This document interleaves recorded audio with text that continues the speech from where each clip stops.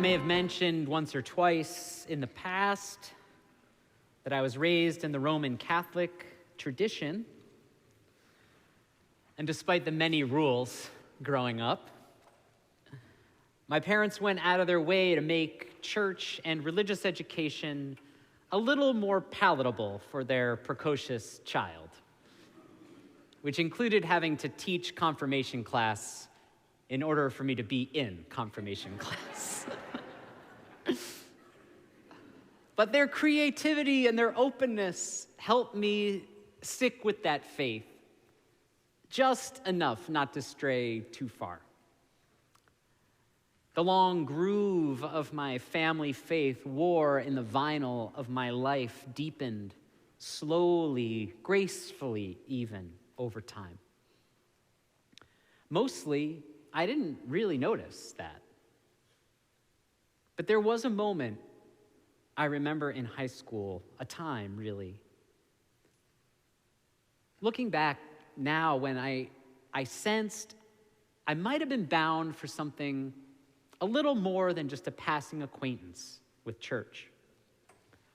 It was that time in high school, for me at least, maybe not for everyone, when I started to go to parties and things like that on Saturday nights, when I had a bit of a looser curfew, let's say. And on these nights, it meant I'd often sleep at a friend's house, or they'd be sleeping at mine, and I wouldn't be feeling really churchy on Sunday morning, we'll just say.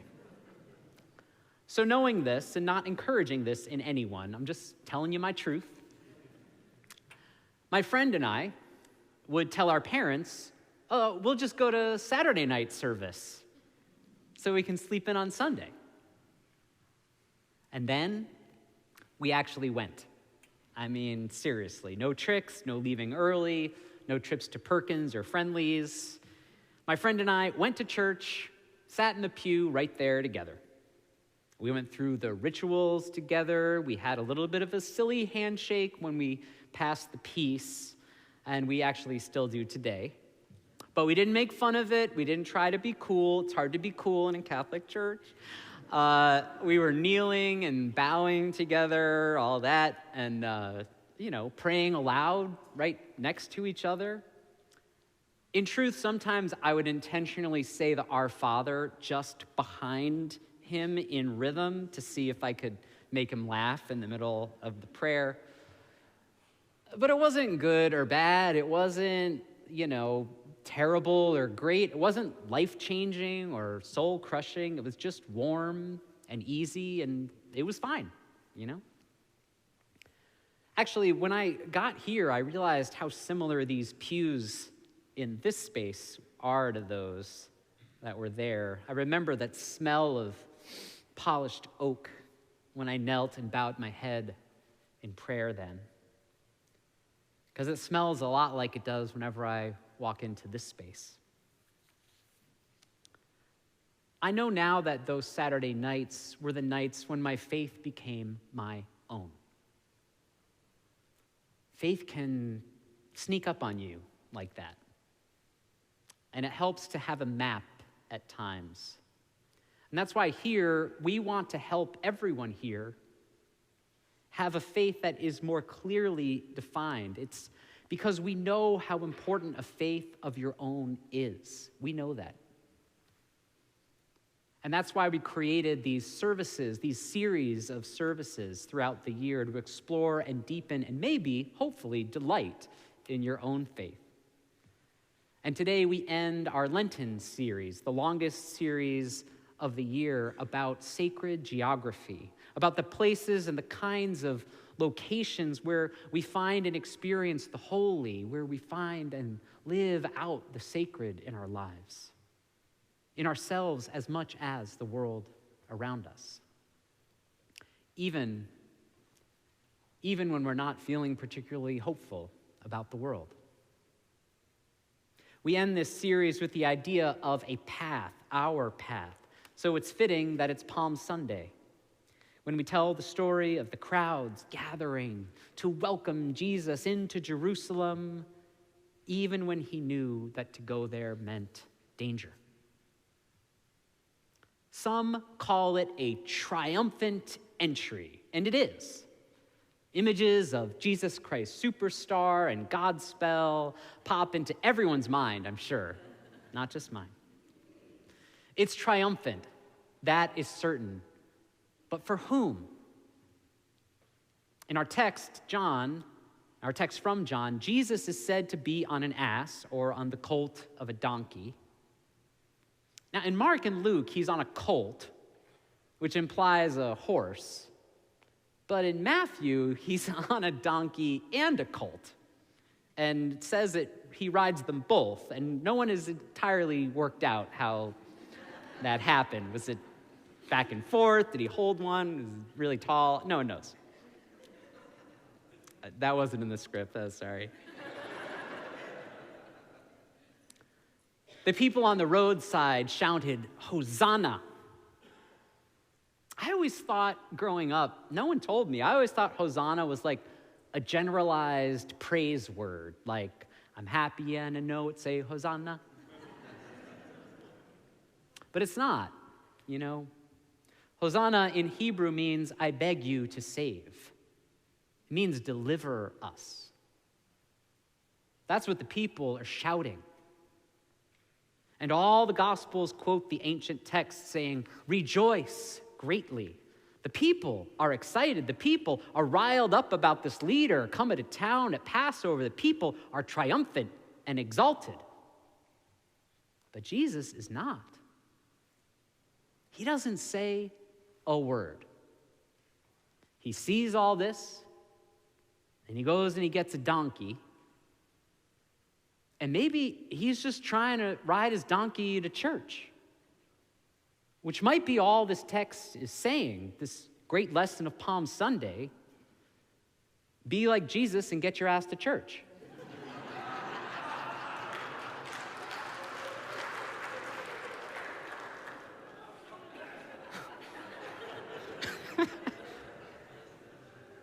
All you who clapped, I'm going to forward you the emails I'm going to get about that joke. And you have to answer them. But it tells us something about the faith of Jesus. Not Christianity, the faith of Jesus. You think I'm a king? Here is my ride. It's a donkey. Now, he had some fans in Jerusalem, don't get me wrong. He'd been healing the sick and feeding the hungry, giving people what they needed and what they wanted. He'd been handing out free universal health care and ready access to nutritious food, and that went a long way in ancient Israel, too. I mean, if he came back and could get that passed through Congress, I'd have no choice to accept his divinity on the spot forever and ever, amen. But even though he was popular, it was the donkey for him. Now, has anyone here ridden a donkey? A lot more people in 930 rode donkeys. Okay, some people know. You got me on this. Not quite like riding a majestic steed, is it? No. In the time of the Gospels when they were written, and in many places in the Hebrew Scriptures, donkeys appear. There are a lot of donkeys in the Bible. I'm serious. You got a donkey in the 10 Commandments, in Exodus, about the Sabbath. Your donkey is supposed to get a day off too, by the way. And you got God making a donkey talk to Balaam in Numbers. It goes on and on. They're everywhere. And historians tell us that a donkey in John's time was actually pretty nice. It's like a reliable, sensible sedan today. There's a lot of talk in churches about how humble it meant Jesus was to ride a donkey and how this day shows how God can even glorify something lowly as a donkey. But guys, that is lazy theology. It's just not true. The interesting thing in this text isn't the donkey. That was just there. It's the response of the people. It's the praise and the adulation that would normally be for a great leader or a hero that stands out. That reaction by the people is pure celebration at the person of Jesus and who they think he is and what they think he can do right there on that donkey. And I hope you have not heard enough about donkeys yet, because I'm just warming up. The people are saying, Hosanna, save us, deliver us, and it's hardly a wonder why. Life in first century occupied Jerusalem was not easy. The Roman Empire used every tool at their disposal to maintain order, and they wanted the poor to be living on the edge because they believed it'd be easier to control them that way. The more things change. Then I was taught about the Christian scriptures in seminary. My professor, Harry Attridge, drove home to me how many people in that time were really on the margins. One injury, one small stretch of time not working, losing wages for a day would threaten starvation in that family. Save us, they are saying. And I know that those cries fire in our hearts again. So many of us right now, today, as children and families are being crushed by human-made starvation and human-made catastrophe in those same lands again. I listened to one report this week by a mother watching her children so starved that they lack the energy to move about. She said she tries to boil any green leaves she can find, like weeds, into a stew, only to stop the hunger pangs of her family. And then she said of the stew, even the donkey won't eat it. In our second reading, Chesterton's poem, he describes the donkey again like this: the tattered outlaw of the earth, of ancient crooked will, starve, scourge, and deride me. I am dumb, I keep my secret still. Fools, exclamation point, for I had my hour, one far fierce hour and sweet. There was a shout about my ears and palms before my feet. The donkey is how Jesus was carried for a time. The poem calls it a mute animal that hears but cannot speak, an animal that is a parody of other creatures. We hear how the donkey experienced a short hour of glory. It was so close to the praises. It was taking part in something miraculous for a time. It bore to the people something they needed so badly in their lives, but it was only for an hour. And his best, that beast that carried Jesus, that held him for a moment, has made that hour last across millennia. The donkey calls us humans fools who have held on to the thing that bore Jesus, the animal that shared an hour, that cannot speak to us at all, as something to praise and to honor, to hold up today. I think this poem is telling us to be on guard with our faiths, friends. Not only our religious faiths, but faiths in things in this world. Faiths in politicians, in political parties, faith in movements, faith in friends sometimes, in institutions, maybe even in churches that may once have carried a deep and certain truth, but have ambled through time to us, and now may only scream a shrill call that is a mockery of the first great truth it spoke. In this case, the stories we inherit about Jesus, and that's an important preposition. The stories are not Jesus. They are about Jesus. The stories are only blood moon shadows that eclipse the truth of Jesus' message, which was always, always, always love for all children, for all people, for we are all neighbors. Now, I know the Unitarians, we have a reputation. I've heard people say of our faith, of this faith, that holds Jesus was man, that we are inherently good, and that salvation comes not from on high, but from how we live our lives, that this faith is not powerful enough. That with no clear, divine, loving presence like Jesus to hold us, that there's something missing from it. But there is a holy presence here, friends. It is a presence whose power, though, does not fit into the parking space I want. It doesn't fret over the wars of the world. It may not even care if the seas boil. These are human concerns, bound inextricably to time and space, and really bound to fear. If there is anything a divine presence must be, it is to be unshackled, unbound from our human concepts of time, and must be unafraid. Goes into the heart of the man-made perils. And at the same time, I won't hold with faiths that believe that the horrors of the world are simply God's will. Because if that's the case, then the God of those faiths wants children to starve on food unfit for donkeys. And I won't do it. I won't. I cannot believe in a God for some and against others, in a God against the most vulnerable and for the most powerful, or even a God that blesses the vulnerable just so the powerful can sleep a little better at night, then leaves the tempest tossed to despair and predation. A God of sides is no God, but rather a tool that history has always used to control fear and the appearance of holy authority.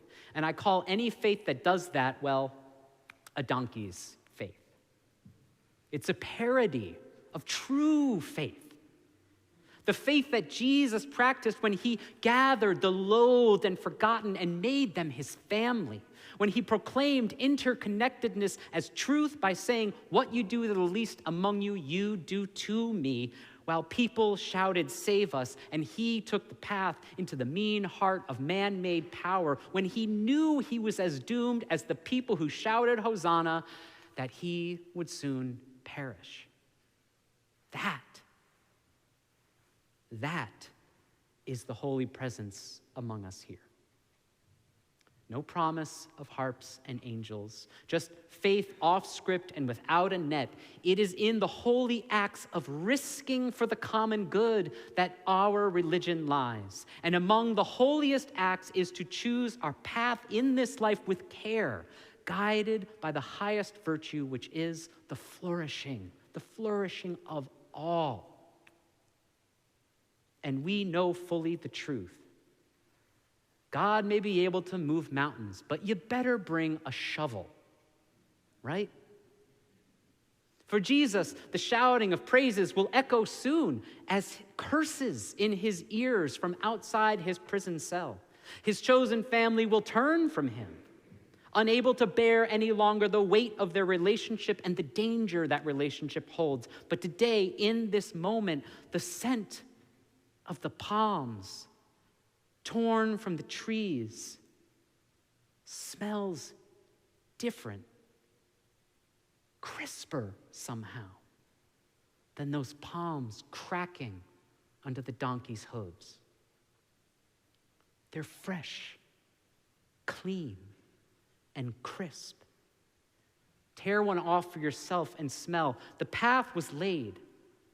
The path was laid by the true prophets of love and flourishing before Jesus, before nations, before borders or walls, certainly before kings or presidents or any donkey trod upon it. The path was there, and we do not know where it started or where it ends for us. But if you take it, if you take this path, please remember the spot. Notice the time, the place where you made your faith, this true faith, your own. Not held up by some mute shadow, but a sacred place, a sacred geography you traverse with your faithful friends, beside your faithful companions. Who knows? It could look like a spot where two friends kneel on a Saturday night before anything really important happened. And notice how the branches smell a little like polished oak as they bow their heads together with prayers in their mouths of daily bread. And they relinquish the kingdom. They surrender the power. And they give back the glory. They give it up forever and ever. Amen.